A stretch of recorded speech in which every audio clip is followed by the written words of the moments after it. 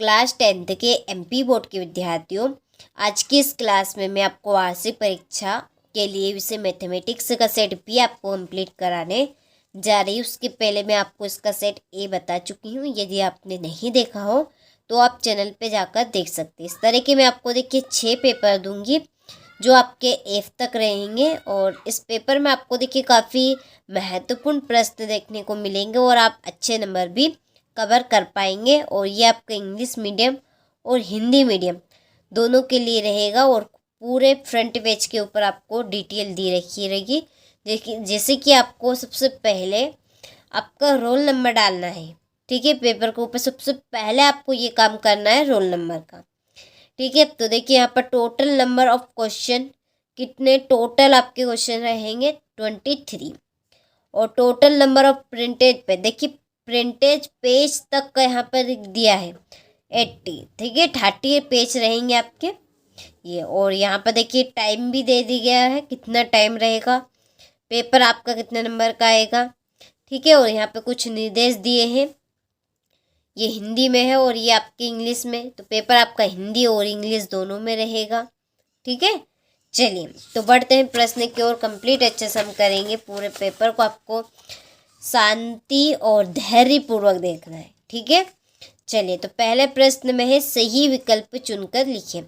तो सही विकल्प आपसे 6 नंबर के पूछे जाएंगे। तो पहला है आपका कि किसी पूर्णांक q के लिए प्रत्येक विषम पूर्णांक का रूप होगा।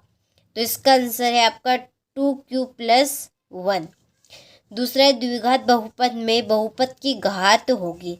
तो द्विघात बहुपद, अब देखिए इस बहुपद के नाम में ही छुपा है इसका आंसर। जैसे कि यहाँ पर बोला है द्विघात, द्विघात मीन से क्या होगा 2। तो द्विघात बहुपद में बहुपद की कितनी घात होगी 2 होगी, ठीक है। सिंपल सी बात है। कई बच्चे इसमें भी गलती कर बैठते हैं, ठीक है, तो आपको गलती नहीं करनी है।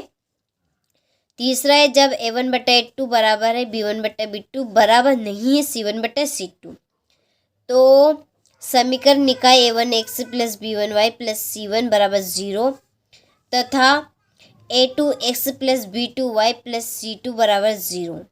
तो ये आपका कौन सा हल रहेगा? तो इसका आंसर है का कोई हल नहीं होगा, ठीक है, कोई हल नहीं होगा।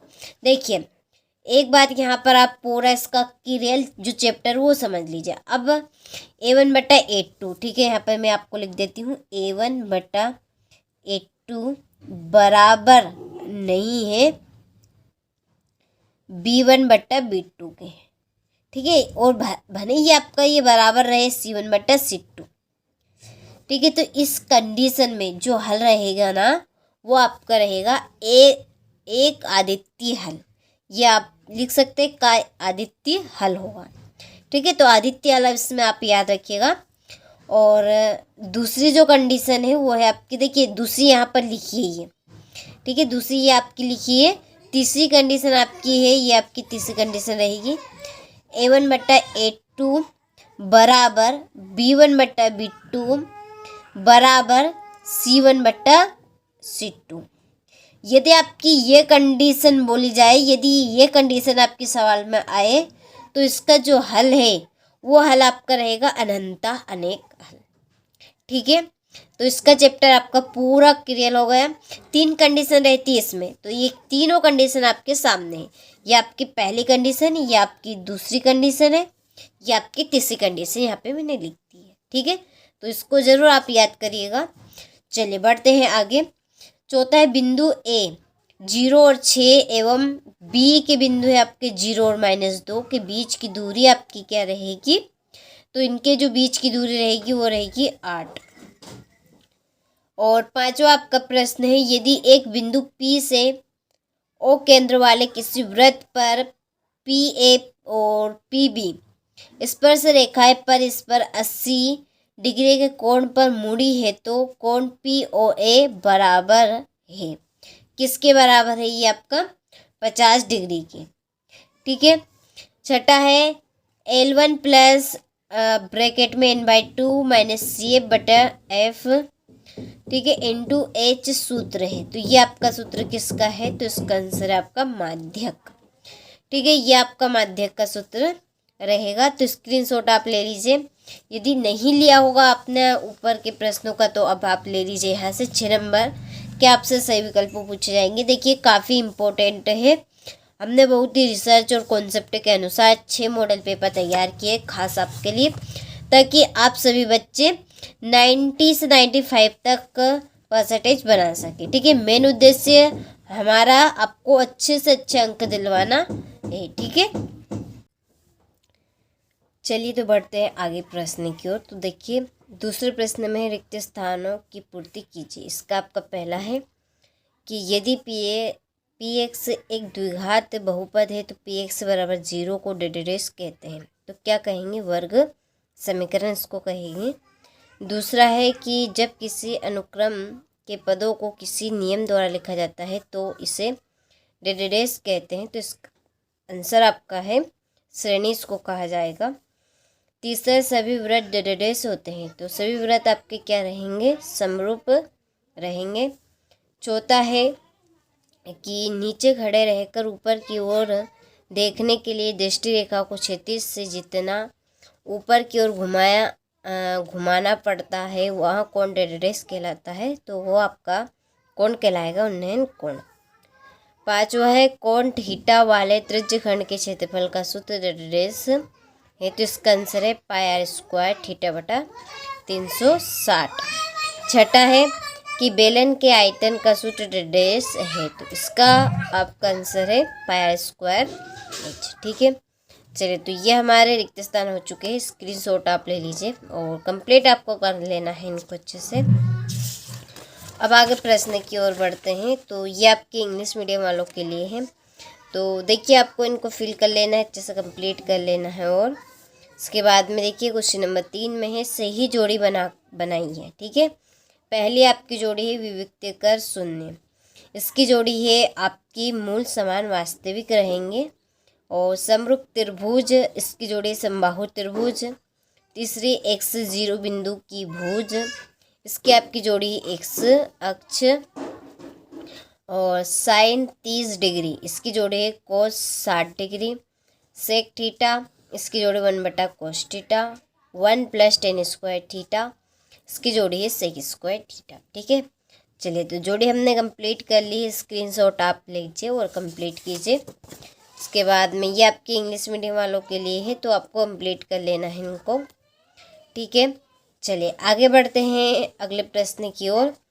चौथे प्रश्न में एक वाक्य में उत्तर दीजिए। पहला है आपका कि समीकरण ax² + bx + c = 0 में b² - 4ac को क्या कहते हैं? तो इसको हम कहेंगे विविक्त कर।